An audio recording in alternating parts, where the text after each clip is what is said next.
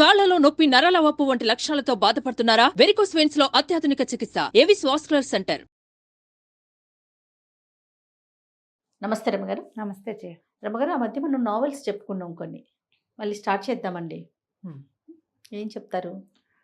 చాలా చిన్నప్పటి నుంచి చదువుతున్న నావెల్ ఒకటి చెప్తాను జయ. మీరా. నేను 11th క్లాస్ 10th క్లాస్ ఆ స్టేజ్లో మా అన్నయ్య ఎప్పుడో కొనుక్కొచ్చాడు ఆ పుస్తకం. పోనీ డిగ్రీ ఫస్ట్ ఇయర్ అనుకో, అలా అనిపిస్తుంది. లక్ష్మి రైటర్ పేరు. ఆవిడ గురించిన వివరాలు ఏమి నాకు పెద్దగా తెలియదు, కానీ ఆవిడ ఇంకా కొన్ని నావెల్స్ ఉన్నాయి.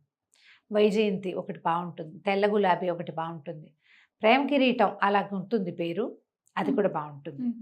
ఒక 5-6 నావెల్స్ కనపడతాయి బాగా. వాటిలలో నాకు మీరా చాలా ఇష్టం. ఈ మీరాలో ఒక అంటే కథనము, అది సాధారణంగా ఒక నార్మల్ లివింగ్, కాఫీ కలపటం, టిఫిన్ చేయటం, ఇలాంటి సింపుల్ విషయాలే చెప్తూ ఉన్నట్టు కనిపిస్తుంది. మామూలుగా మన ఇంట్లో ఎలా ఉంటుందో అలాంటి విషయాల మీదే కథ నడుస్తున్నట్టుగా కనిపిస్తుంది. అదేలేండి. దాని వెనకాల స్లోగా మనుషుల మనస్తత్వాల్ని చాలా స్లోగా, అంటే వెంటనే విశదంగా వీళ్ళు ఇది అని చెప్పరు, స్లోగా మనుషుల తాలూకు మనస్తత్వాలు ఆవిష్కారం జరుగుతూ ఉంటుందన్నమాట. నార్మల్ లివింగ్ స్టోరీసే ఇవి. ఓకే. ఆవిడ కథలన్నీ కూడా ఒక మిడిల్ క్లాసు, కొంచెం హై క్లాస్ అంతే. ఇందులో అద్భుతమైన హీరోలు, పరమాద్భుత సౌందర్యవతులైన వాళ్ళు ఎవరో ఉండరు. విపరీత విషయాలు ఏముండవు, బాగా డబ్బులు ఉండటము అలా కూడా ఉండదు. అన్ని సాధారణమైన గాథల్లాగానే కనిపిస్తాయి. కథలు బాగుంటాయి. SCRIBD ఉంది కదా, స్క్రిప్ట్ నేను చదువుతాను, స్క్రైబ్డ్, దాంట్లో దొరుకుతాయి. ఒక సింపుల్ లివింగ్ నార్మల్ స్టోరీస్గా కనపడతాయి. ఓకే. ఈ మీరా బాగా ఇష్టం నాకు, ఎప్పుడు చదువుతుండేదాన్ని, మధ్య మధ్యలో తోచనప్పుడు కూడా. ఒకసారి చదివింది మళ్ళీ చదువుకుంటారా మీరు? అవునా రవి గారు? నచ్చితే కదండి. అంటే కొంత బాగున్నాయి అనిపిస్తుంది కదా జయ. నేను అట్లా మళ్ళీ మళ్ళీ చదివే పుస్తకాలు బోలెడున్నాయి నా దగ్గర. ఒక 6 నెలలు 8 నెలలు గ్యాప్ వచ్చింది అనుకో, ఇక ఏం లేవు, దొరకలేదు, కొత్తవి ఏం లేవు. ఆ పాత వాటిలలో ఫేవరెట్ బుక్ తీసి చదువుకుంటాము. భలే ఉందండి. అందరూ చదువుతారు జయ ఇట్లా. అట్లనా? బుక్ రీడర్స్, బుక్ లవర్స్ అంటే ప్రతి కొత్త పుస్తకపు ఆకలే ఉండదు, పాత పుస్తకపు సరదా కూడా ఉంటుంది. నేను పిండి వంటలు పుస్తకాన్ని కొన్ని 100 సార్లు చదువుకుంటా. నువ్వు నమ్ముతావా మరి? ఒట్టి వంటలు పిండి వంటలు ఏవి లేకపోతే వంటలు పిండి వంటలు చదువుకుంటాను కూర్చొని. చదువుకోవటం ఇష్టం అంతే. టోటల్గా అంతే మంది. ఎంత మంచి లక్షణం కదా రమ్మ గారు. బుక్ రీడింగ్ అనేది చాలా మంచి అద్భుతమైన లక్షణం. అవును, నాకు రాలేదు రమ్మ గారు. అది ఎట్లాగో వచ్చేసింది జయ. మా ఇంట్లో ఉంది, అది మా ఇంట్లో ఉండటం వల్ల నాకు కూడా వచ్చింది. నేను ఇంగ్లీష్ చదవలేను కదా జయ, పెద్దగా అసలు చదవలేని తనం కాదు, నడవదు. మీనింగ్ అంత తొందరగా ఎక్కదు. అంతే. ఎక్కుతుంది, మీనింగు ఎక్కుతుంది, చదవనుగలను, కాకపోతే ఎంజాయ్ చేయలేను. ఓకే. మన తెలుగులో ఉన్నంత ఎంజాయ్మెంట్ ఉండదు నాకు. ఇలా అయితే నేను అసలు విశ్వనాథ్ సత్యనారాయణ గారి పుస్తకాలు 100 సార్లు చదువుంటాను, మళ్ళీ మళ్ళీ మళ్ళీ మళ్ళీ మళ్ళీ మళ్ళీ. సూపర్. అవి చదువుతూనే ఉంటాను. కొడగంటి కుటుంబరావు గారు కొన్ని పుస్తకాలు అసలు ఇలా అనగానే వాళ్ళ పేర్లు చెప్పేసేయాలి. శ్రీపాద సుబ్రహ్మణ్య శాస్త్రి గారివి భలే బాగుంటాయి జయ. గులాబీ అత్తరు 6వ సారో 8వ సారో ఈ వారంలో చదివాను మళ్ళీ నేను. చదివితే బాగుంటుంది, మీకు తెలియాలి దానిలో రుచి. కాదు చెయ్య, మనం కొన్ని సినిమాలు ఉంటాయా మళ్ళీ మళ్ళీ చూడమా, చూసిన సినిమా అని మానేస్తావా? జగదేక్ వీరుడు అతలో సుందరి నువ్వు మానేస్తావా? మరి ఏం సినిమా అయితే నువ్వు 2వ సారి చూస్తావు? ఏది చూడవా నువ్వు? వేస్ట్ అంటారా? 2వ సారి అంత పెద్దగా ఎక్కదు గారు. హనీ ఉంది కదా, చూసిన సినిమాని, ఒక సినిమా నచ్చింది అనుకోండి, చూసిందే చూస్తుంది. ఫస్ట్ టైం ఎక్కడ చూస్తే నవ్వొచ్చిందో అక్కడే నవ్వుతుంది. 2వ సారి అట్లాగే నవ్వుతుంది. 3వ సారి 10వ సారి చూసినా అదే నవ్వుతుంది రమ్మ గారు. అది నాలాంటిదే ఉంటుంది. ఆల్రెడీ నవ్వేవు కదా, ఈ సీన్కి నీకు మళ్ళీ ఎందుకు నవ్వు వస్తుందంటే ఎంజాయ్ చేయాలి అమ్మా అంటది. అట్లా మీరు కూడా అంతేనా? నేను కూడా అంతే. కొన్ని పాత సినిమాలు అవి మళ్ళీ మళ్ళీ మళ్ళీ మళ్ళీ చూస్తాను జయ నేను. అవునా? చాలా బాగుంది రమ్మ గారు. మీ సీక్రెట్స్. ఇలా చాలా మంది ఉంటారు, మేబీ ఇలా చాలా మంది. లేకపోతే పాత సినిమాలు రిలీజ్ అయినప్పుడల్లా ఎలా చూస్తున్నారు, మళ్ళీ ఎలా హిట్ అవుతున్నాయి. అవును. మా బందర్లో వచ్చిన ప్రతి పాత సినిమా మళ్ళీ ప్రతి సంవత్సరం రిలీజ్ అయ్యి ప్రతిసారి చూసేవాళ్ళం మేము. నేను ఒకదాని కాదు, మా ఇంట్లో బోల్డన్ ఉన్నాయి ఇలాంటివి నమూనాలు బోల్డు. చూసిన సినిమాయే కదా అని మానేకండా. మాయాబజారు, మిస్సమ్మ ఆపు చేసి పప్పుకూడు, భూకైలాసు, భక్త ప్రహ్లాద చూస్తే మళ్ళీ వస్తే మళ్ళీ చూస్తాం ఇంకొకసారి, ఎన్నిసార్లు చూసినా బాగుంటుంది. కథలు కూడా అంతే. మీరాలో కొద్ది, మీరా ఒక మధ్యతరగతి, ఒక సామాన్యమైన అమ్మాయి. ఈ కథ ఎట్లా స్టార్ట్ అవుతుందంటే, మీరా వాళ్ళ అమ్మ కాంతమ్మ గారు తండ్రి ఉన్నట్టు కథలో చూపించరు. తల్లి పిల్ల. అమ్మాయి ఆవిడేదో ఒక కుట్టు సెంటర్లో పనిచేస్తుంది. సింపుల్ చిన్న టీచింగ్ ఉద్యోగం లాంటిది, మెషిన్ కుట్టాలు అవి చేస్తారు. ఆ సెంటర్లో ఏవో బట్టలు ఇచ్చిరమ్మని ఇచ్చేసి వెళ్ళమని చెప్తారు కూతురికి. ఈ అమ్మాయికి ఒక ఫ్రెండ్ ఉంటుంది, అరుణ. అరుణ అంటే చాలా ఇష్టం. అరుణ ఒక రవ్వ మితభాష, మంచిది చాలా. ఆ అరుణ వాళ్ళ ఇంటికి వెళ్ళాలి. కాలేజీ చదువు, BA చదువుతున్న అమ్మాయి, ఫైనల్ ఇయర్లోనో ఇప్పుడు ఎక్కడో ఉన్నారు వీళ్ళు. అరుణ కూడా చదువుకుంటుంది. ఈ మీరాకి ఈ బట్టలు ఇచ్చి కుట్టు సెంటర్కి వెళ్ళమని చెప్తుంది. ఈ కథ మొత్తానికి కీలకం ఈ మొదటి ఘట్టమే అన్నమాట. అయితే ఈ కుట్టు సెంటర్కి వెళ్ళేసరికల్లా అక్కడ సరోజినీదేవి గారిని ఒక ఆవిడ, కొంచెం డబ్బులున్న వాళ్ళు, ఈ కుట్టు సెంటర్ రన్ చేస్తుంది. ఇలా చిన్న చిన్న పనులు చేసుకుంటూ కుట్లు అవి కుట్టేవాళ్ళని ఎంకరేజ్ చేయడానికి ఈ మహిళా మండలి తరఫున ఒక పెద్ద సెంటర్ లాంటిది పెట్టించేవాళ్ళు. ఇది వరకు కనపడేవి మనకి, మన ఊళ్ళల్లో కూడా కుట్టు సెంటర్లు, సూయింగ్ మెషిన్లు పెట్టుకుని. అయితే ఈ అమ్మాయి అక్కడికి వెళ్ళేసరికల్లా అక్కడ కొంచెం దీనికి తెలిసిన వాళ్ళు కొద్దిమంది పిల్లలు కనిపించారు, కాలేజీ పిల్లలు. ఇక్కడ ఒక అద్భుతం జరగబోతుంది, నువ్వు ఉండని ఈ అమ్మాయి వెళ్ళిపోదలుచుకుంది. పాపం వాళ్ళు బలవంతంగా ఉంచుతారు. ఆడపిల్లలంతా పక్కపక్కలాడుతూ నవ్వేస్తూ ఉంటారు. ఈ లోపల ఒక ప్లకార్డు లాంటిది ఈ అమ్మాయి చేతికి అప్పచెప్తారు, ఇది పట్టుకోమని. అక్కడ ఏదో జరగబోతోందని తెలుస్తుంది, కానీ ఏమిటో తెలియదు. వీళ్ళందరూ అక్కడ లోపల ఉండగానే వాకిట్లో ఒక కారు వచ్చి ఆగింది. ఆ కారులో నుంచి ఎర్రగా పొడుగ్గా ఉన్న ఒక అతను దిగాడు. రెండో వైపు నుంచి ఒక అమ్మాయి దిగొచ్చి ఇలా కడుపులో నొప్పిగా ఉన్నట్టు వంగిపోయి ఉంటుంది, మూలుగుతోంది. ఆ అబ్బాయి గబగబా కారు దిగొచ్చి ఈ అమ్మాయిని కూడా డోర్ తీసి కారులోంచి దింపి కొంచెం సాయం బట్టి ఆ సెంటర్లోకి తీసుకొస్తున్నాడు. ఈ లోపలికి రాగానే ఆ వంగిపోతున్న అమ్మాయి ఎవరు? ఈ కుట్టు సెంటర్ నడిపించే సరోజినీదేవి గారి కూతురు పిల్ల జ్యోతి, దాని పేరు. కొంచెం అల్లరిది. ఈ మీరాకి తెలుసు, తన క్లాస్మేటే. సరే ఒక్కసారి బిల్లబిల్లాడుతూ ఈ ఆడపిల్లందరూ బయటకు వచ్చేసారు. సుస్వాగతం అని పక్కపక్క నవ్వుతూ అరుస్తూ చప్పట్లు కొట్టారు. అప్పటిదాకా వంగిపోయి ఉండి మూలుగుతున్న అమ్మాయి చటుక్కున స్ట్రైట్గా లేచి నిలబడి హాహాహా పందెం గెలిచాను వచ్చని గట్టిగట్టిగా మాట్లాడేసింది. ఈ ప్లకార్డు పుచ్చుకుందిగా మీరా, దాని మీద సుస్వాగతం అని రాసింది. ఆ అబ్బాయి చూసేసి అసహించుకున్నాడు వీళ్ళని. ఆ పిల్ల ఎక్కడో కడుపులో నొప్పి పడిపోతే వాడు మోసుకొచ్చాడు. అతన్ని కుట్టు సెంటర్కి తీసుకొస్తానని వీళ్ళతో పందెం కాసింది ఆ అమ్మాయి. ఆ అల్లరి చేస్తున్న ఆడపిల్లల గుంపులో వీళ్ళకి ఏ రకంగానూ సంబంధం లేని మీరా ఈ ప్లకార్డు నుంచునేసరికి ఆ అబ్బాయి మీరాని స్పష్టంగా చూసేశాడు. ఆ అమ్మాయి ఏదో చెప్పడానికి ట్రై చేసింది, కానీ అతను వినలా, చెరచెరా వెళ్ళిపోయాడు. ఆడపిల్లలంతా నవ్వుకున్నారు బాగా. ఈ పిల్లలకు ఎందుకు వచ్చాను నేను అనవసరంగా వీళ్ళ మధ్యలోకి, అయితే చెత్త పిల్లల్లో ఉన్నారు. అతను ఎవరో మర్యాదస్తుడు, పెద్ద కారు మనిషి కూడా బాగున్నాడు, బాగా ఎర్రగా గీసిన కందల్లే ఉన్నాడు, అంతే ఎర్రటివాడు. ఈ పిల్లకి ఏం చేయాలో తెలియలా. తన దారిని తను అరుణ వాళ్ళ ఇంటికి వెళ్ళిపోతుంది. అరుణ ఇంటికి తిరుగుతుంది. ఇలా జ్యోతి వాళ్ళు ఇక్కడ ఏం జరిగింది అనేది సరిగ్గా అరుణకి విడమర్చి చెప్పలేకపోతుంది. వాళ్ళు ఏదో అల్లరి చేశారు అని చెప్పింది. 2 సార్లు అరుణ్ ఇంటికి వెళ్ళాక ఈ అమ్మాయికి ఏం తెలుస్తుందంటే, ఆ రోజు అక్కడికి వచ్చిన ఆ ఎర్రటి పొడుగాట అబ్బాయి అరుణ వాళ్ళ అన్నయ్య. అప్పటిదాకా అమ్మాయి చూడలే. అరుణ వాళ్ళది ఒక సంగతి. అరుణ ఏంటంటే వాళ్ళ సవితల్లి, ఇవి రెండో భార్య, వాళ్ళ నాన్నగారికి రెండో భార్య అరుణ వాళ్ళమ్మ. అరుణ వాళ్ళ నాన్నగారికి మొదట 2 కుమారులు పుట్టాక భార్య చనిపోతే చెల్లెల్నే పెళ్లి చేసుకున్నారట. ఆవిడ పేరు శాంతమ్మ గారు, ఆవిడకి అరుణ పుట్టింది. ముందు వాళ్ళిద్దరూ రాజేంద్ర, శేఖరం, 2 అన్నదమ్ములు. పింతల్లే పెంచింది. ఈ పెద్ద కొడుకు మాత్రం ఎప్పుడు ఈవిడ్ని అమ్మ అనేవాడు కాదు, పిన్నే అనేవాడు రాజేంద్ర. రెండో వాడైన శేఖరం మాత్రం ఈవిడ్ని అమ్మని చెల్లెల్ని చాలా బాగా చూసుకునేవాడు, బాగా క్లోజ్గా ఉండేవాళ్ళు. ఆ చిన్నన్నయ్యతో చాలా ప్రీతి. ఆ పెద్ద అన్నయ్యే ఇల్లు అది. ఓకే. ఆయనకి పెళ్ళయింది, కానీ పిల్లలు కలగల. ఆయన భార్య పేరు కుసుమ. క్యారెక్టర్స్ నిదానంగా పరిచయం చేస్తారు, సంతానం లేదు. అక్కడి నుంచి ఈ అమ్మాయిని చూసేసరికి చిర్చిర్లాడిపోతాడు అతను. ఈ అమ్మాయి ఒక్కతే నాకు క్లోజ్ ఫ్రెండ్, ఈ అమ్మాయి మంచిదని చెల్లెలు చెప్పినా సరే అతనికి నచ్చదు. అన్నయ్య ఎందుకు అట్లా ఆడుగా బిహేవ్ చేస్తాడో ఈ అరుణకి అర్థం కాదు.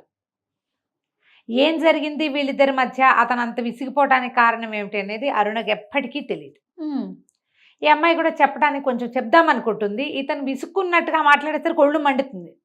మీరాకి చిన్న తలబిరుసు, చాలా చిన్నది కానీ ఉన్నది, కనపడ్డంత మెతకది కాదు అమ్మాయి. పిల్ల అందంగా ఉంటుంది, చక్కగా బారెడు జడ, పద్ధతిగా బాగుంటుంది. కానీ వీళ్ళిద్దరికీ అన్బన్నే అవుతుంది. ఈ లోపల ఇంట్లో రకరకాలు జరుగుతూ ఉంటాయి. ఫైనల్ ఇయర్ పరీక్షలు రాస్తారు.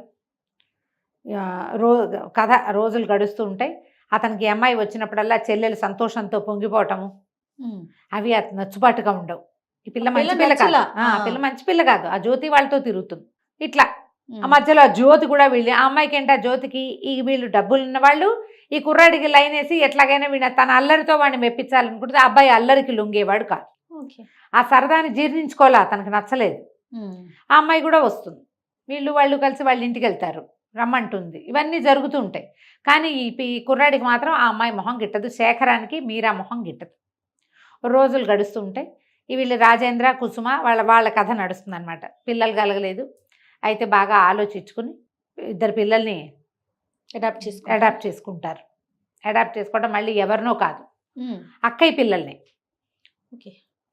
పిల్లల్నే తీసుకుంటారు.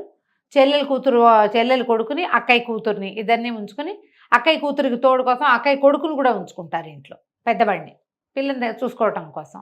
ఈ పిల్లలు పెంపకాలు ఈ వ్యవహారాలు నడుస్తుంటాయి. అయితే ఒకసారి ఏమవుతుందంటే ఈ మీరాకి ఎలాగైనా బుద్ధి చెప్పాలని ఉంటుంది అతనికి. నువ్వు ఇక్కడికి రావద్దన్నట్టుగా అమ్మాయికి చెప్తాడు, మా ఇంటికి రావద్దు నువ్వు అని. అరుణతో చెప్పించండి ఆ మాట అని చెప్తుంది. అంతేగాని నేను అక్కడ లేనండి అది కాదు అని అతనికి నచ్చ చెప్పడానికి కానీ, నువ్వు పొరపాటు పడ్డావని చెప్పడానికి కానీ ఆ అమ్మాయి ట్రై చేయదు. మీరా ప్రయత్నించదు. పోనీ అరుణకి ఇలా జరిగింది, అందులో నా తప్పేం లేదు, మీ అన్నయ్యకి నన్ను చూస్తే అందుకే కోపం వస్తుందని అరుణకు కూడా చెప్పలేకపోతుంది, చెప్పదు. చెప్పకపోవడానికి ఏవో రకరకాల కారణాలు మొత్తానికి చెప్పదు. ఈ రోజులు గడిచాక ఒకసారి ఏమవుతుంది, అరుణ వాళ్ళు ఎక్కడికో ఊరు వెళ్తారు. ఇతను ఏమనుకుంటాడంటే ఈ పిల్లని ఇంటికి పిలిచి దీనికి బుద్ధి చెప్పాలనుకుంటాడు. నీలాంటి అల్లరి పిల్లతోటి మా చెల్లెలు తిరగకూడదు అని ఉంటుంది. ఈ అమ్మాయికి ఏదో పెళ్లి సంబంధం కూడా కుదురుస్తారు అరుణకి, అతని ఫ్రెండే మూర్తేనే అతని సంబంధం ఏదో కుదురుస్తారు. ఒక కుర్రాడు ఎవరికో ఉత్తరం ఇచ్చి చెంది అరుణ రమ్మంటుందని కాగితం రాయిస్తాడు. ఆ అమ్మాయి ఇంటికి వచ్చే టైంకి అరుణ వాళ్ళ ఇంటికి వచ్చేసరికి ఆ ఇంట్లో ఎవ్వరూ ఉండరు. ఇతను ఉంటాడు. ఏం చేస్తాడు, సుస్వాగతం అని బోర్డు పుచ్చుకుని వచ్చుంటాడు. ఆ అమ్మాయిని కవ్వించడానికి అనమాట. ఆ పిల్ల కూడా బాగా మాటలు విసిరేస్తుంది. దానికి ఏమనిపిస్తుంది అంటే ఆ జ్యోతి మీద ఇంట్రెస్ట్ తోటే వచ్చాడు వీడు అనుకుంటుంది. జ్యోతి ఇతనికి నమ్మించిందని అనుకోదు. చాలా చిన్న మిస్అండర్స్టాండింగ్. ఇద్దరు మాటలు విసురుకుంటారు. అతను ఏదో అమ్మాయి చేతులు పుచ్చుకుని అది కాదని చెప్పబోయేసరికి చెంప మీద కొట్టేసరికి ఆ పిల్లల్ని గట్టిగా దగ్గరికి లాగేసుకునేసరికి ఒక ఒంటికి వివసత్వం వచ్చేస్తుంది. ఆ పిల్లని అనుభవించేస్తాడు అతను. దొరికిపోతుంది. ఒక ఒళ్ళు తెలియని స్థితిలో బలవంతం చేసేస్తాడు. లేచి వెళ్ళిపోతుంది. ఇతనికి ఏం చేయాలో తెలియదు, పొరపాటు చేశాను, దీన్ని ఎట్లా సరి చేసుకోవాలో అర్థం కాదు. ఆ తర్వాత మళ్ళీ మీరా అతనికి కనపడుతుంది. రోజులు గడిచిపోతాయి. ఇక్కడ ఆఫ్ చేసి పిల్లవాడు పుట్టడం దగ్గర మళ్ళీ కథ మొదలు పెడతారు. మధ్యలో అమ్మ ఎలాంటి ఇబ్బందుల్లోకి వెళ్ళారు ఏమీ చెప్పరు. చెప్పకుండా మళ్ళీ కరెక్ట్గా 3 నెలల పిల్లాడిని బట్టలు వేయటం దగ్గర కథ మొదలవుతుంది అనమాట. దీని తర్వాత ఇదంతా ఎవరు పాఠకుడి ఊహకు వదిలిపెడతారు. ఏమన్నా ఊహించుకోండి, ఏదైనా కానీ. అరుణకు కూడా పెళ్ళైపోతుంది. అరుణ పెళ్ళి కూడా ఒక వాక్యంలో తేల్చేస్తారు. సరే, ఇది కట్ చేస్తే వీళ్ళు వేరే ఊరు. ఈ ఊళ్ళో మీరాబాయమ్మ గారు, ఈ అరుణ కాదు మన మీరా వాళ్ళ అమ్మమ్మ బామ్మ అంటుంది. వాళ్ళ అమ్మకి పెద్దమ్మగారు. ఈ కూతురి స్థితి చూసి ఆవిడ భయపడి ఉద్యోగం మానేసి పిల్లని తీసుకుని వాళ్ళ పెద్దమ్మ దగ్గరికి వెళ్ళిపోతుంది. ఏలూరు దగ్గర ఏదో ఊరు, చిన్న ఊరు, అక్కడికి వెళ్ళిపోతుంది.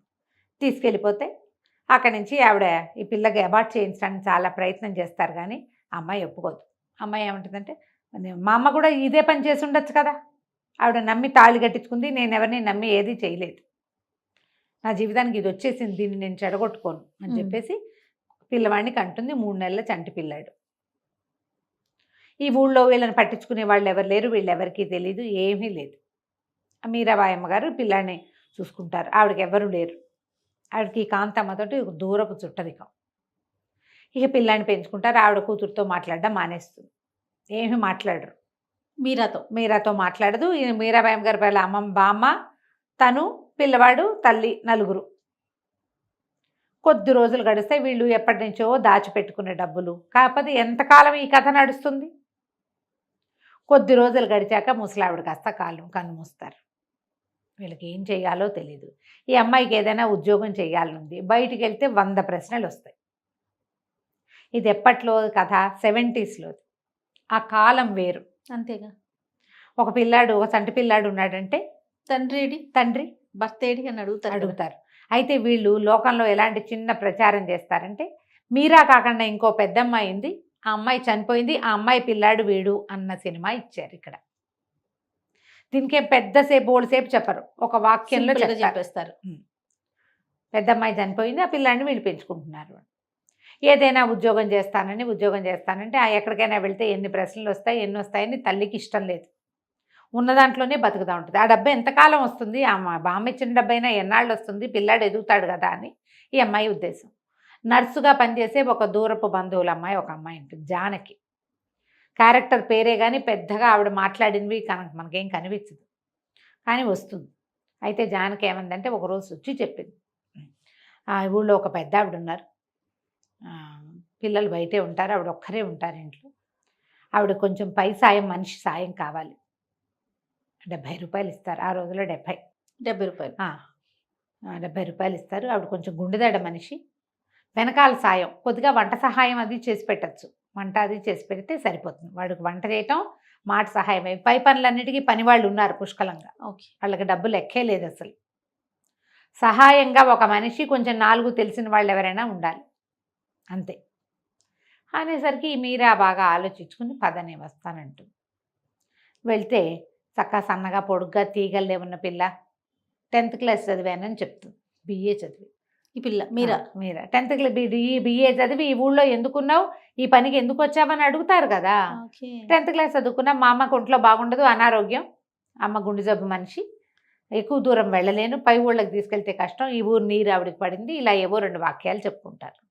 జానకి ఇంతలో ఏమైంది, ఆవిడకి ఉన్నట్టుండి ఆవిడ కొంచెం దడొచ్చేసరికి ఈ అమ్మాయి గబగబా వెళ్ళి కూజాలో మంచి నీళ్ళు నింపి పట్టుకొస్తుంది. అట్లా సహాయకారిగా ఉండేసరికి ఈ పిల్లని పెట్టుకుంటానంటుంది ఆవిడ. ఈ అమ్మాయి వాళ్ళ ఇంట్లో వంట మొదలు పెడుతుంది. అయితే ఇట్లా వంట చేయడానికి, పని చేయడానికి వెళ్తున్నానంటే తల్లికి నచ్చదని, 2 పిల్లలు ఉన్నారు, వాళ్ళకి ప్రైవేట్ చెప్పడానికి వెళ్తున్నానని చెప్తుంది. తల్లికి నిజం చెప్పదు. అక్కడున్న పిల్లలు, ఆ ఊర్లో ఉన్న బాచి, ఈ మీరాబాయి అమ్మగారికి దూరపు చుట్టాల పిల్లవాడు ఒకటి బాచి అని, వాడు వస్తూ ఉంటాడు.